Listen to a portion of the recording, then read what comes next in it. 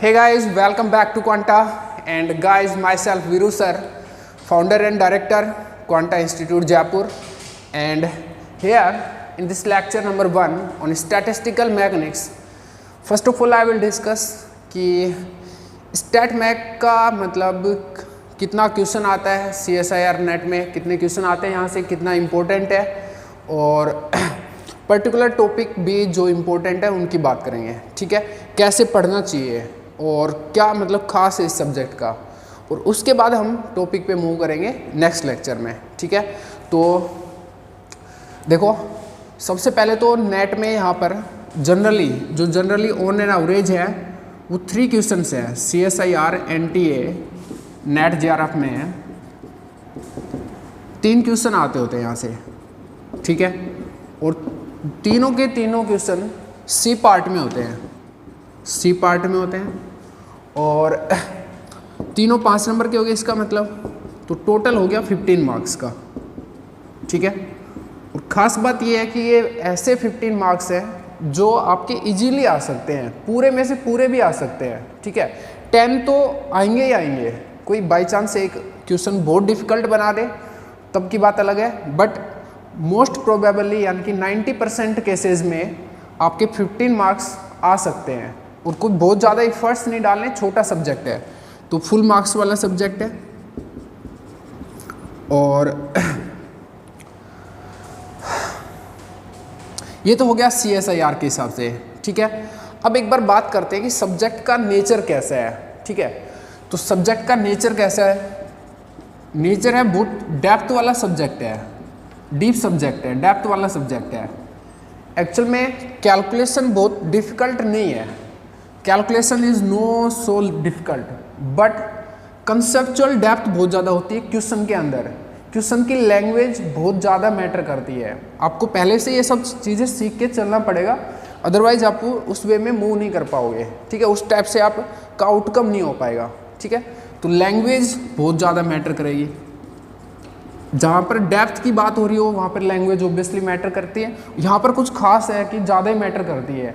Her word, each word is important, each word is important.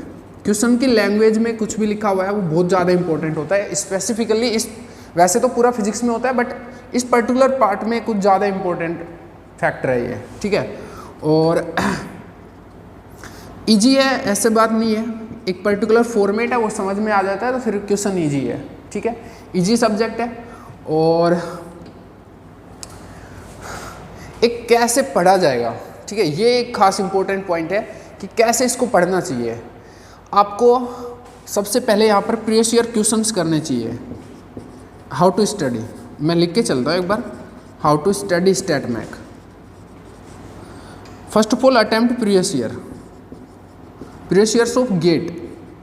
अब ये बोलोगे कि सर बिना थ्योरी पढ़े, हाँ, जैसे मैं थोड़ी बहुत थ्योरी बता रहा हूँ, पर फिर भी आप side by side previous year of GATE को पढ़ते जाओ बस। ठीक है, क्वेश्चन को पढ़ो कि उसमें क्या बोल रहा है, दैट्स इट। क्वेश्चन को पढ़ो, अगर सॉल्यूशंस अवेलेबल है समहाउ तो सॉल्यूशंस को देख लो एक बार। ठीक है, बेस्ट वे है ये पढ़ने का इसको। अगर आप 100% वहाँ पर अपनी ग्रिप चाहते हो इस पर, तो पहले ही चले जाओ यहाँ पर, उसके बाद में थ्योरी पढ़ो। ठीक है, और गेट के क्वेश्चन करने, ये भी खास बात है, गेट में स्टैट बहुत ज़्यादा आती है, तो वहाँ पर जो क्वेश्चन होता है ना वो थ्योरी को बहुत सही से समझा पाते हैं, और बहुत हाई लेवल पे जाना भी नहीं होता है इनिशियली। तो गेट के क्वेश्चन को आपको पढ़ना है, और थ्योरी, फिर थ्योरी पढ़ना है, और उसके बाद में वापस से क्वेश्चन करने हैं। नाउ प्रॉब्लम्स अब प्रीवियस ईयर प्राइम है, एक चीज़ और है, प्रीवियस ईयर प्राइम है, प्लस आप कुछ बुक्स से भी करोगे। बुक्स वगैरह मैं अभी बताता हूँ कि कहाँ से करने हैं, और प्रॉब्लम्स का भी बताते हैं। अभी थ्योरी बताते हैं पहले, और फिर प्रॉब्लम बताते हैं कहाँ से करनी होती है। तो ये एक नेचर है इस सब्जेक्ट को, इसी वे में पढ़ा जाएगा तो बहुत बेटर वे में समझ में आएगा, और बहुत थ्योरेटिकली आप डेप्थ होने चाहिए, वहाँ पे डेप्थ होनी चाहिए आप में। ठीक है, तो नेक्स्ट मूव करते हैं कि क्या क्या बुक्स हैं। ठीक है, और बुक्स इसलिए हैं कि अभी तो देखो आपको ज़रूरत नहीं पड़ेगी, मैं सीरियसली बोल रहा हूँ, तो आप अभी अगर मैं पूरा सिलेबस कराता हूँ तो आपको ज़रूरत नहीं पड़ेगी।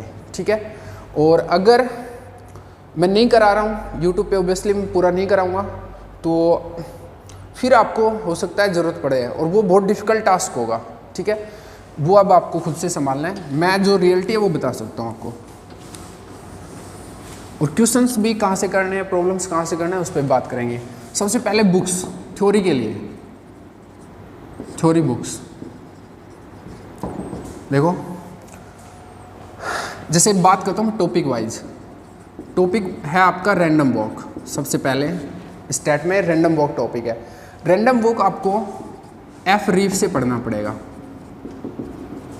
ठीक है, फर्स्ट चैप्टर में ही है, और पूरा नहीं पढ़ना फर्स्ट चैप्टर को, थोड़ा पार्ट पढ़ना है। क्वेश्चन पूरे वहाँ से नहीं हो पाते हैं, ठीक है, कुछ आपको एक बेसिक जो अंडरस्टैंडिंग है वो समझ में आ जाएगी, बट सारे क्वेश्चन वहाँ से नहीं हो पाएंगे।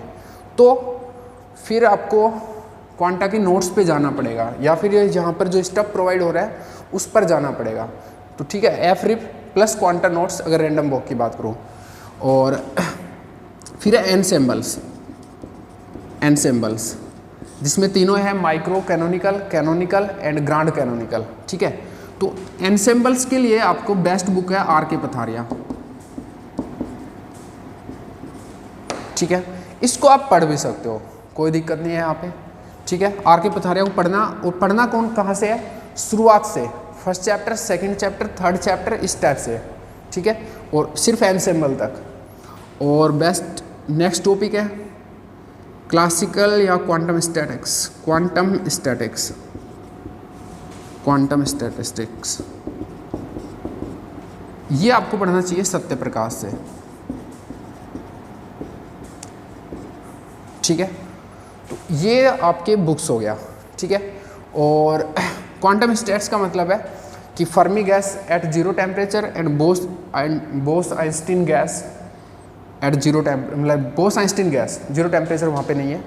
तो ये दो टॉपिक है, Bose Einstein gas, Bose Einstein condensation, वो सब सत्य प्रकाश से, और फर्मी गैस और ब्लैक बॉडी रेडिएशन ये सब सत्य प्रकाश से। इलेक्ट्रॉन गैस, ये सब, इलेक्ट्रॉन गैस हालांकि फर्मी गैस में आ गया वो है ना, तो लिखने की जरूरत नहीं है।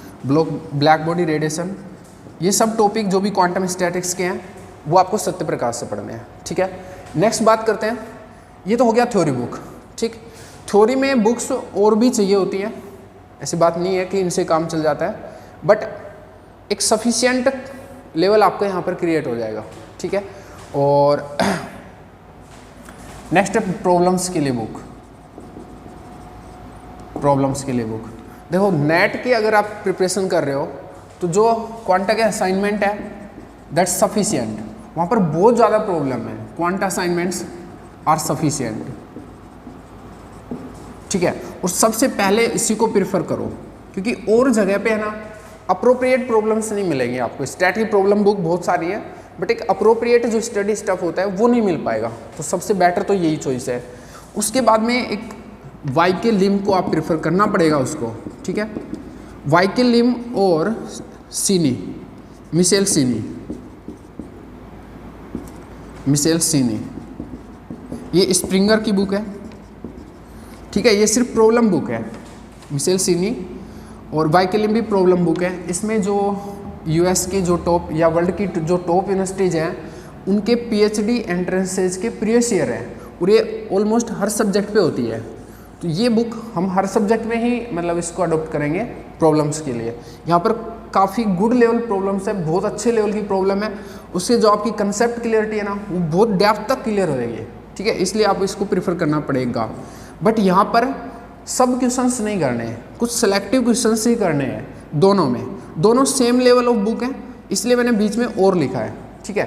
हालांकि आपको दोनों ही देखनी चाहिए, क्योंकि कई बार कुछ प्रॉब्लम इसमें भी मतलब मिलती जुलती तो है, सेम टू सेम तो टाइप कर ही नहीं सकते, तो कंसेप्ट लगभग सेम है प्रॉब्लम्स का, तो एक ज़्यादा आपको मतलब वो हो जाएगी, आपकी प्रैक्टिस ज़्यादा हो जाएगी, तो दोनों को ही प्रेफर कर लेना। हालांकि अगर एक प्रेफर करना चाहो तो वाई के लिम है, ठीक है।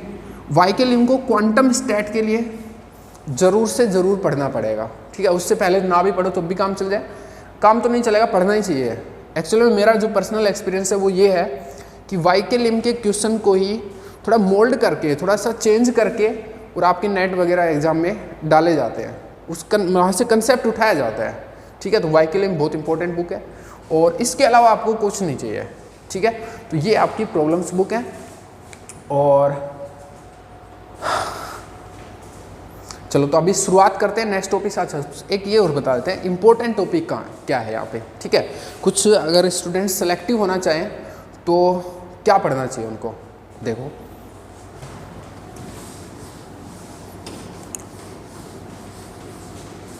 अच्छा एक टॉपिक रह गया आइजिंग मॉडल। आइजिंग मॉडल के लिए और फेज ट्रांजिशन, ये दोनों टॉपिक आपको कहीं नहीं मिलेंगे बुक में, मतलब ज़्यादा उस अप्रोप्रिएट वे में नहीं मिलेंगे, ठीक है। तो इनके लिए आप क्वांटा के नोट्स ही देख लो, इससे बेटर कुछ ही नहीं है। क्वांटा नोट्स देख लो, ठीक है।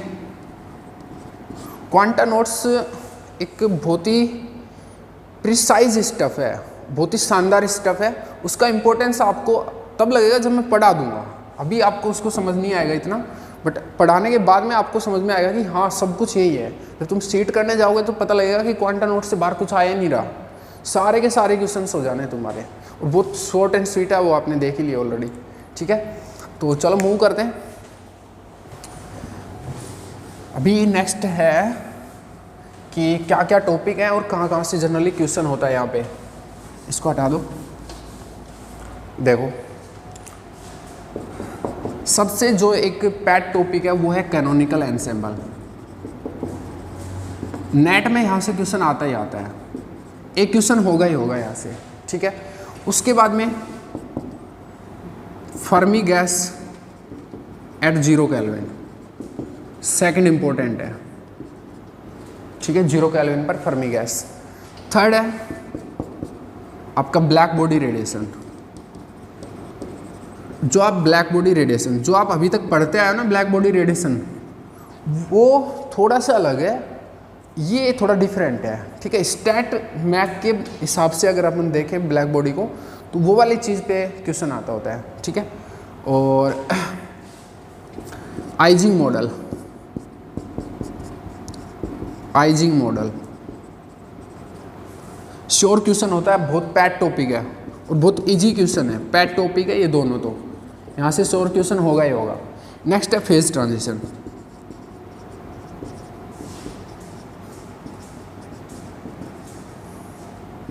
कई बार बेसिक से भी बनाता है भाई, बेसिक से भी बनाता है।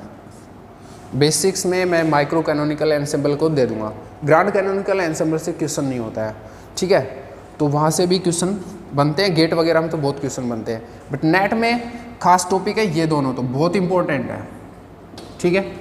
तो हमारा जो मैक्सिमम फोकस होगा वो कैनोनिकल एंसेंबल पर ही होगा, ठीक है।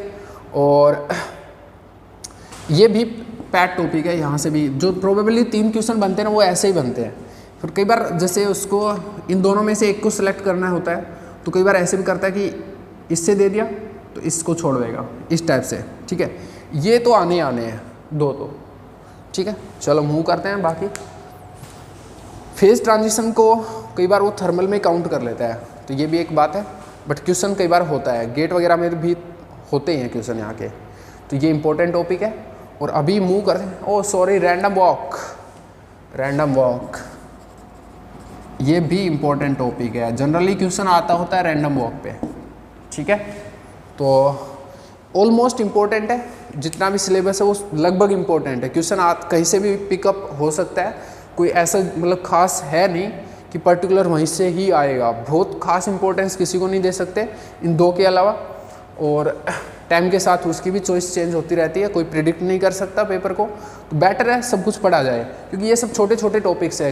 रैंडम वॉक छोटा सा टॉपिक है और बाकी सब भी छोटा सा है, कि स्ट्रीम आपको समझ में आने लग जाएगा ना स्टेट, तो फिर पूरा एक फ्लो में जाएगा पूरा, ठीक है। चलो अभी मूव करते हैं और नेक्स्ट टॉपिक पे बात करते हैं, random walk in 1D in the next lecture. चलो बाय बाय, मिलते हैं।